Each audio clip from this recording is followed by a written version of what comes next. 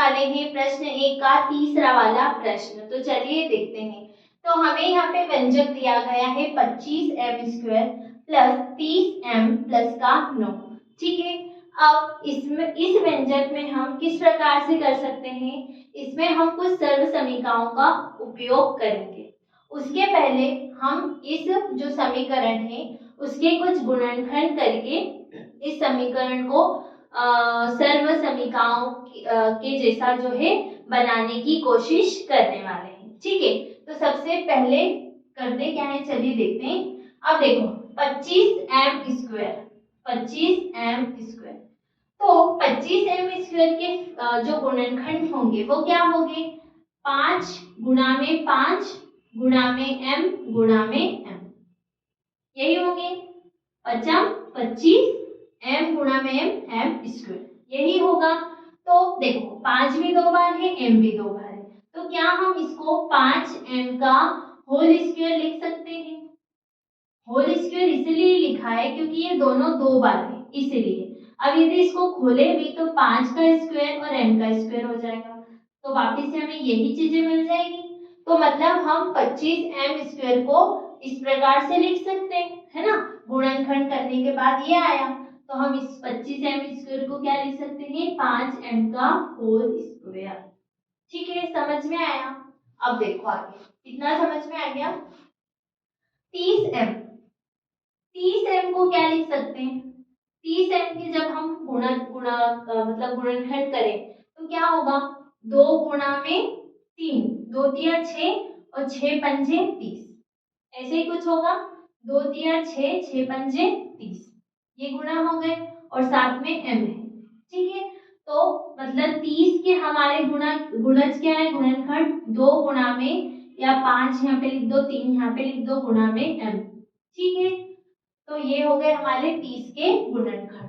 उसी प्रकार से देखो 9 को क्या लिख सकते हैं, 9 के गुणनखंड क्या होंगे, 3 गुणा में 3, क्योंकि 3 तिया 9 होता है। अब 3 भी 2 बार है, तो क्या हम 3 का स्क्वायर कर सकते हैं। स्क्वायर मतलब 3 2 बार, 3 का हमें 2 बार गुणा करना है, और जब 3 का 2 बार गुणा करेंगे तो हमें वापस से 9 मिल जाएगा।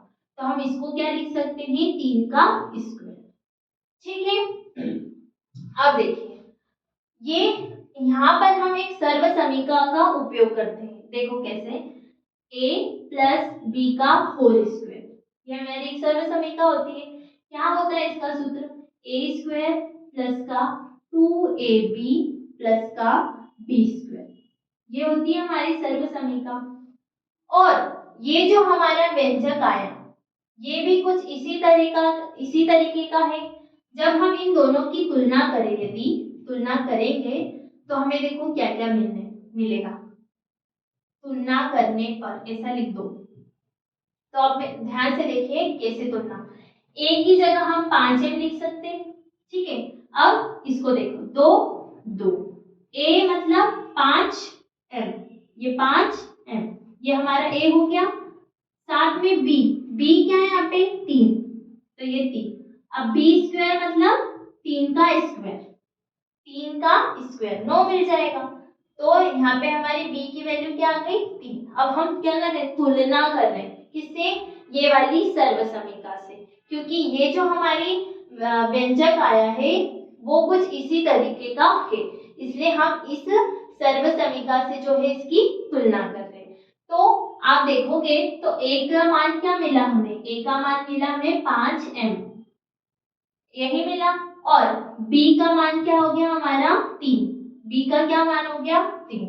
ठीक है, अब देखो ये तो समझ में आ गया कि इससे हमने इसकी तुलना की है। तो a की जगह 5m रखा, 2 की जगह है, a मतलब 5m और b मतलब 3 और b² मतलब 3 का स्क्वायर, तो समान ही है। तो हमने यहाँ से a और b के मान जो है निकाल लिए। अब ये जो पूरी सर्व समीकरण है इसको हम इस प्रकार से लिख सकते हैं कि a प्लस b का होल स्क्वायर। तो क्या ये जो हमारी व्यंजक था 5m का होल स्क्वायर प्लस का 2 गुणा में 5 गुणा में 3 गुणा में m प्लस 3² को क्या हम 5m प्लस 3 का होल स्क्वायर लिख सकते हैं। बिल्कुल लिख सकते हैं कि जब हम इसको खोलेंगे तो हमें यही वाली समीकरण वापिस से मिल जाएगी। किससे, किसकी सहायता से? ये वाली सर्वसमीका की सहायता से। तो ये हमारा आया गुणनखंड, ठीक है, और यही हमारा क्या है, उत्तर है। समझ में आया? क्वेश्चन अच्छा था। यदि आपको गुणनखंड आता है तो आप ऐसे करेंगे, और ये जो हमारी कुछ सर्वसमीका परिचय वाले पाठ में बताई थी उसका उपयोग करके ये जो व्यंजक हैं इनकी तुलना करने पर हमें ये मिला। और यदि हम इसको ये लिख सकते हैं तो क्या हमारी समीकरण को हम कुछ इस प्रकार से नहीं लिख सकते? लिख सकते हैं। तो यही हमारा जो है उत्तर है, ठीक है। तो ये था हमारा प्रश्न 1 का तीसरा वाला प्रश्न। अब देखेंगे इसके आगे वाले प्रश्न।